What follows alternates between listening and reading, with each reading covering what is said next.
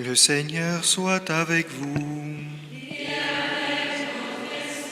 Évangile de Jésus-Christ selon saint Luc.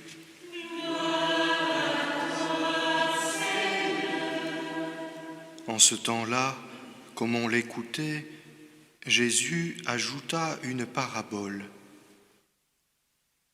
Il était près de Jérusalem et ses auditeurs pensaient que le royaume de Dieu allait se manifester à l'instant même. Voici donc ce qu'il dit. Un homme de la noblesse partit dans un pays lointain pour se faire donner la royauté et revenir ensuite. Il appela 10 de ses serviteurs et remit à chacun une somme de la valeur d'une mine. Puis il leur dit, « Pendant mon voyage, faites de bonnes affaires. » Mais ses concitoyens le détestaient, et ils envoyèrent derrière lui une délégation chargée de dire « Nous ne voulons pas que cet homme règne sur nous. » Quand il fut de retour, après avoir reçu la royauté, il fit convoquer les serviteurs auxquels il avait remis l'argent, afin de savoir ce que leurs affaires avaient rapporté. Le premier se présenta et dit « Seigneur, la somme que tu m'avais remise a été multipliée par 10. » Le roi lui déclara « Très bien, bon serviteur, puisque tu as été fidèle en si peu de choses, reçois l'autorité sur 10 villes. » Le second vint dire « La somme que tu m'avais remise, Seigneur, a été multipliée par 5. » À celui-là encore, le roi dit « Toi, de même, sois à la tête de 5 villes. » Le dernier vint dire « Seigneur, voici la somme que tu m'avais remise. Je l'ai gardée, enveloppée dans un linge. En effet, j'avais peur de toi, car tu es un homme exigeant. Tu retires ce que tu n'as pas mis en dépôt, tu moissonnes ce que tu n'as pas semé. » Le roi lui déclara « Je vais te juger sur tes paroles, serviteur mauvais. Tu savais que je suis un homme exigeant, que je retire ce que je n'ai pas mis en dépôt, que je moissonne ce que je n'ai pas semé. Alors pourquoi n'as-tu pas mis mon argent à la banque? À mon arrivée, je l'aurais repris avec les intérêts. » Et le roi dit à ceux qui étaient là, « Retirez-lui cette somme et donnez-la à celui qui a 10 fois plus. » On lui dit, « Seigneur, il a 10 fois plus. » Je vous le déclare, on donnera à celui qui a, mais celui qui n'a rien se verra enlever même ce qu'il a. Quant à mes ennemis, ceux qui n'ont pas voulu que je règne sur eux, amenez-les ici et égorgez-les devant moi. » Après avoir ainsi parlé, Jésus partit en avant pour monter à Jérusalem. Acclamons la parole de Dieu. Louange à toi, Seigneur Jésus.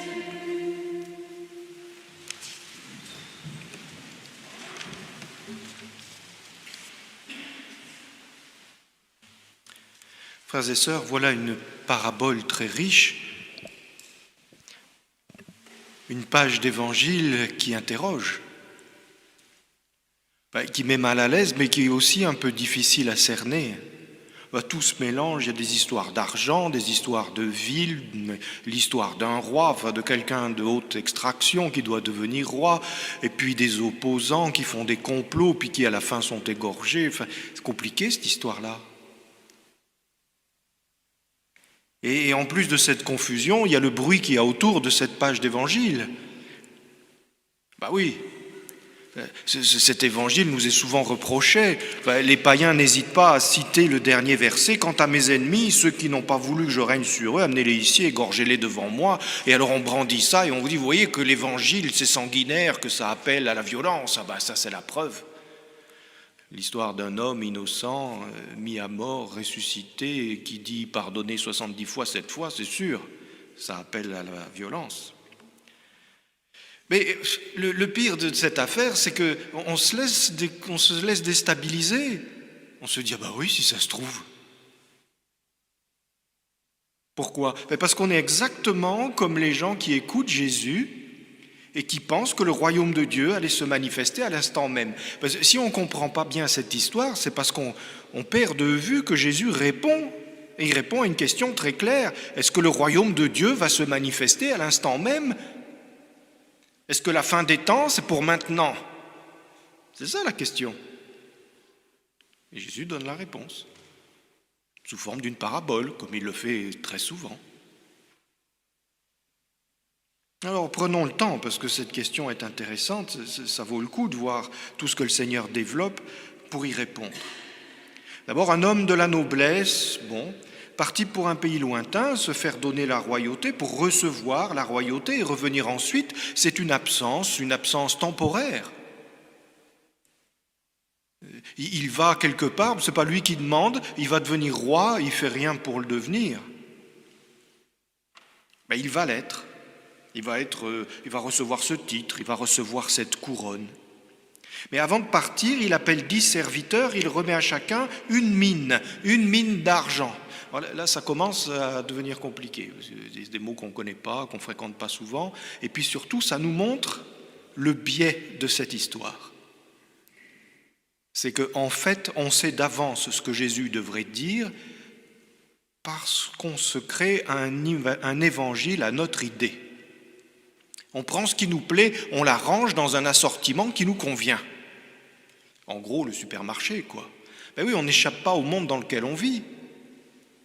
Alors on est là, il donne à chacun des serviteurs une somme d'argent. Alors ça nous rappelle la parabole de Matthieu. Alors là, oui, ça c'est bien, parce que alors il leur donne un talent, 10 talents. Enfin, les talents, ça pèse, hein. Il donne beaucoup d'argent. Oui, on va garder cette image-là. Oui, mais ici, c'est pas ça du tout. C'est une mine. C'est pas rien, une mine.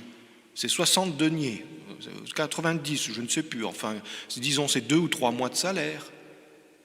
Mais c'est 60 fois moins que l'autre parabole. Ah oui, il ne donne pas tant que ça. Non, il ne donne pas tant que ça.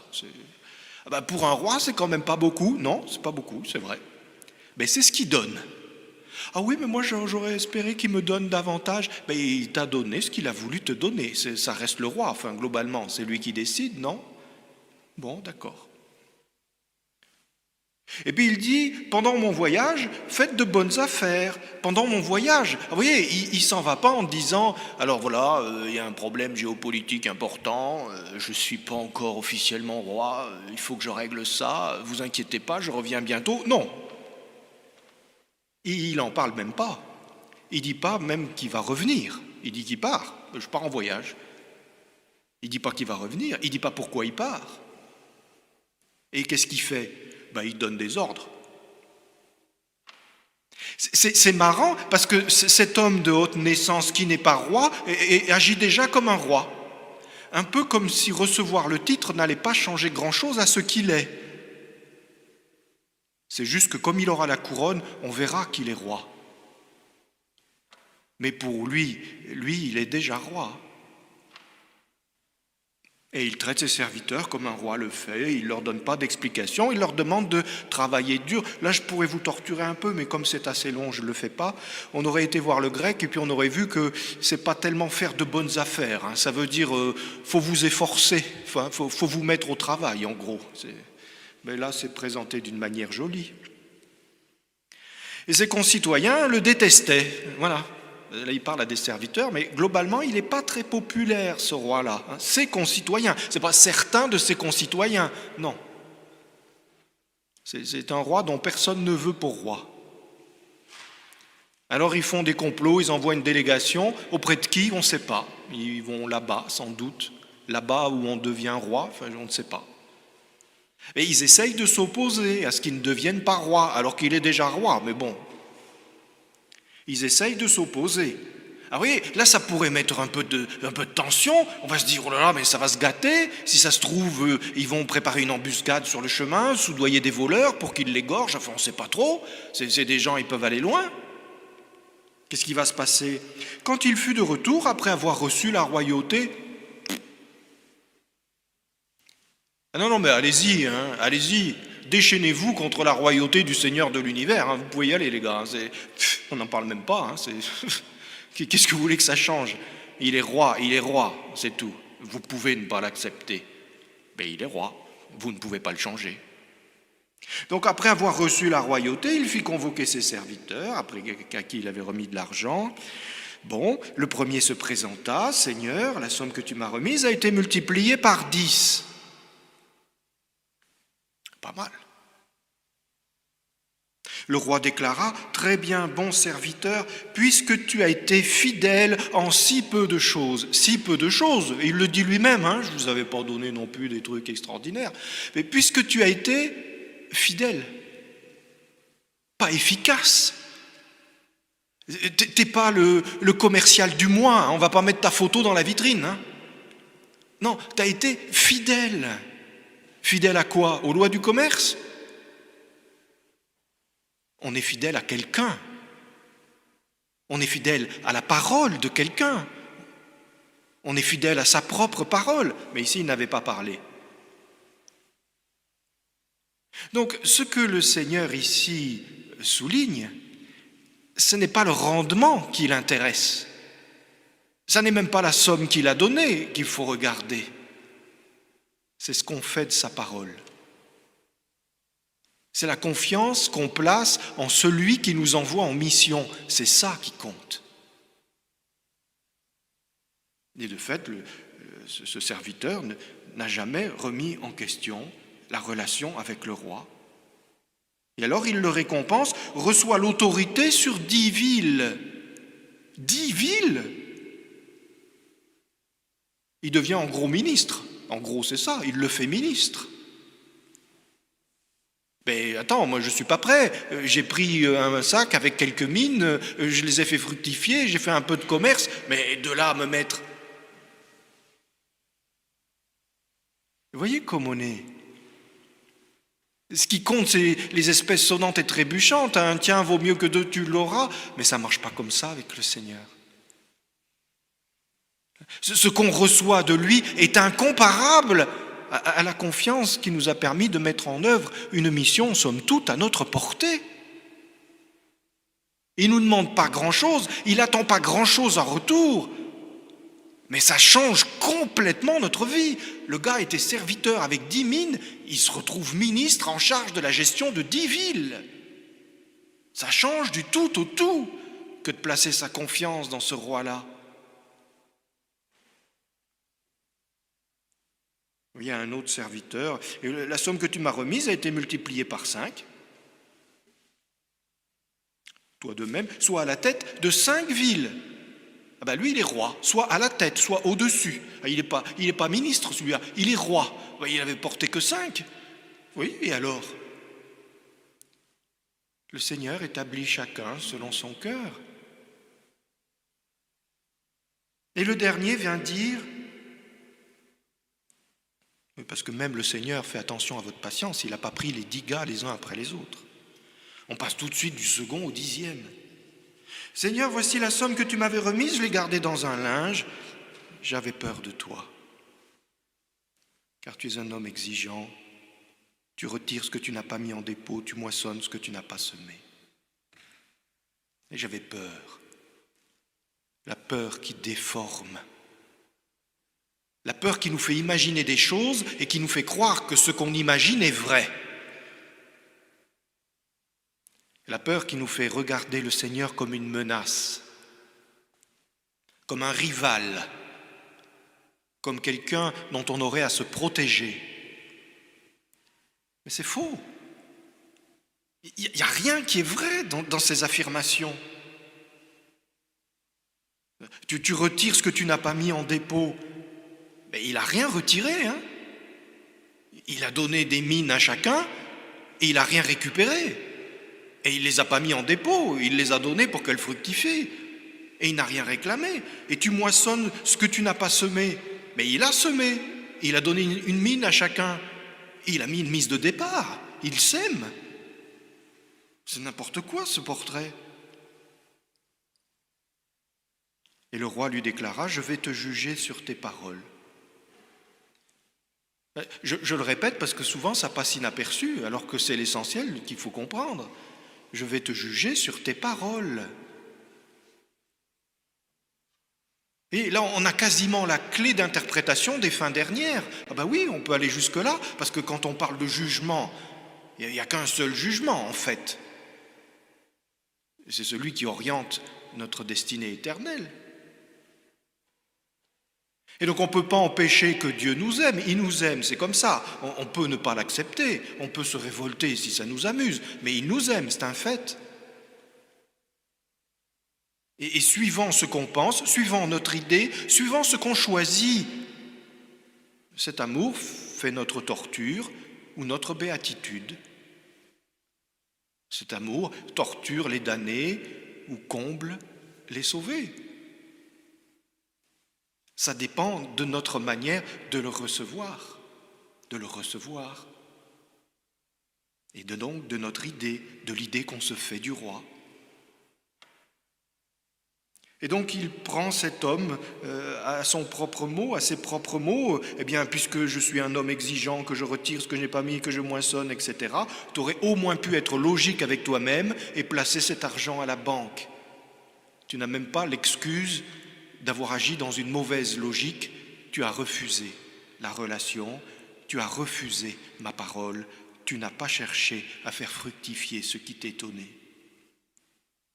Alors retirez-lui cette somme, dit le roi, et donnez-la à celui qui en a 10 fois plus. On lui dit, c'est bien, on dirait que c'est nous qui parlons, qui intervenons dans la parabole, on dirait qu'on a été enregistré à l'avance. Ah ben Seigneur, il en a 10 fois plus. Ah ben oui, et moi. C'est ça, toujours. Et le Seigneur leur déclare, on donne à celui qui a, mais celui qui n'a rien se verra enlever, même ce qu'il a. Parce que ce 10e serviteur, à qui une mine a été attribuée comme à chacun des 9 autres, il ne l'a pas reçu. Il ne l'a pas parce qu'il ne l'a pas reçu. Il la perd parce qu'il ne l'a pas reçu. À aucun moment il ne l'a considérée comme sienne. À aucun moment il ne l'a considérée comme le point de départ de sa mission. Il l'a mise dans un linge et il l'a débarrassée de sa vue et de ses préoccupations. Il faut recevoir la parole, sinon on perd tout. C'est-à-dire qu'il est manifesté qu'on n'avait rien. Quant à mes ennemis, amenez-les ici, égorgez-les devant moi, dit le roi. Alors nous qui avons beaucoup de bonne moralité, une bien meilleure moralité que le bon Dieu, on aimerait corriger cette fin de parabole en disant « Oh, voilà, Jésus, oups ». Non, c'est la logique. C'est la simple logique. Qui sont ces gens-là? Ça nous est rappelé. Ceux qui n'ont pas voulu que je règne sur eux, ce sont ceux du début. Et qu'est-ce qu'il fait? Eh bien, il les juge selon leurs propres paroles. C'est aussi simple que ça. Et donc, la difficulté, maintenant, on peut reprendre la question du départ. Ces auditeurs pensaient que le royaume allait se manifester à l'instant même. Mais quel royaume? Quelle manifestation? Qu'est-ce que ça veut dire se manifester à l'instant même? Est-ce qu'on y pense seulement à ce qui doit se manifester pour qu'on prétende que ça puisse se manifester à l'instant même? On se fait des idées, on se monte un schéma.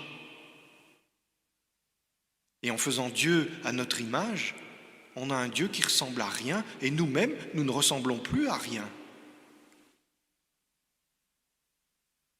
Mais le royaume ne marche pas ainsi. Parce que notre Dieu, il est roi. Il est le roi des rois, c'est-à-dire roi absolument, c'est-à-dire roi de toute éternité. Et sur la croix, il nous montre quelle est sa royauté. Il manifeste quel roi il aime, de quel amour nous sommes aimés par ce roi. La seule manifestation, c'est l'ouverture de nos yeux. C'est l'ouverture de nos cœurs qui se laissent toucher par le Seigneur.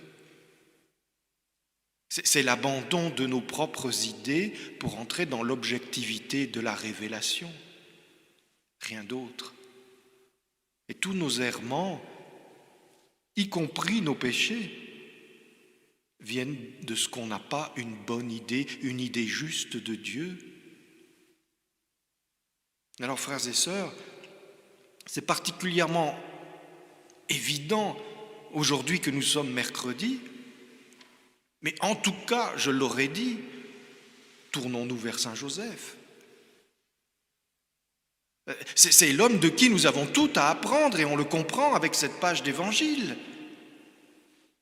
Car l'enfant Jésus lui a été confié pour qu'il devienne ce qu'il devait être. C'est-à-dire que Saint Joseph, qui avait là cet enfant, et on connaît combien la psychologie des enfants est malléable, Saint Joseph qui avait là cet enfant n'en a pas fait un Messie à son idée. Non. Il s'est montré un serviteur inutile, un serviteur confiant, un serviteur docile à la parole. Et il a laissé advenir le visage du Christ. Et c'est ce qui a fait de lui le saint qu'il est. C'est ce qui a fait que Saint Joseph est le Père qui ressemble à son Fils. C'est lui qui peut nous apprendre ça, d'accueillir Dieu comme il se révèle, de renoncer à tous nos veaux d'or. Le péché antique, celui du veau d'or, c'est bien celui-là. Quand ils se sont prosternés, les Hébreux, dans le désert, devant cette idole, ils prétendaient servir le vrai Dieu, ils prétendaient voir le vrai Dieu, ils se sont fait une image de Dieu, eux qui au Sinaï avaient entendu la parole.